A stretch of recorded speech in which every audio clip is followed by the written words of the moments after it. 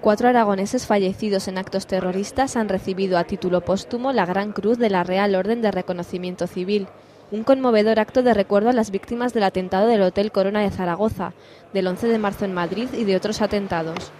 Sus familiares han recogido emocionados esta distinción. Era un atentado, como todos sabíamos, que lo hayan reconocido y que la sociedad también lo sepa. Y yo siento que mis padres ya no estén para verlo, que son como padres los que más han sufrido, los que tenemos hijos lo sabemos, pero vamos, dentro de eso pues es una satisfacción haber luchado tanto para haberlo conseguido que se reconozca. Además, el Gobierno ha hecho entrega a otras 13 personas heridas en distintos atentados de la llamada encomienda de la Real Orden de Reconocimiento Civil.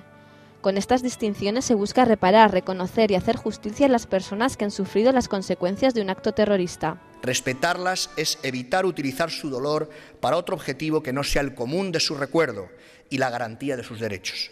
Porque las víctimas hoy tienen derechos. Es, como diría Bobbio, el tiempo de sus derechos. Respetar a las víctimas, por último, exige también evitar polémicas estériles y contraproducentes en la lucha antiterrorista que muchas veces causan desazón e incomprensión, además de un dolor añadido que puede conducir a lo que los especialistas llaman la doble victimización. Fuerza, memoria, justicia y reparación deben ir acompañadas del respeto y la consideración que todas las víctimas merecen.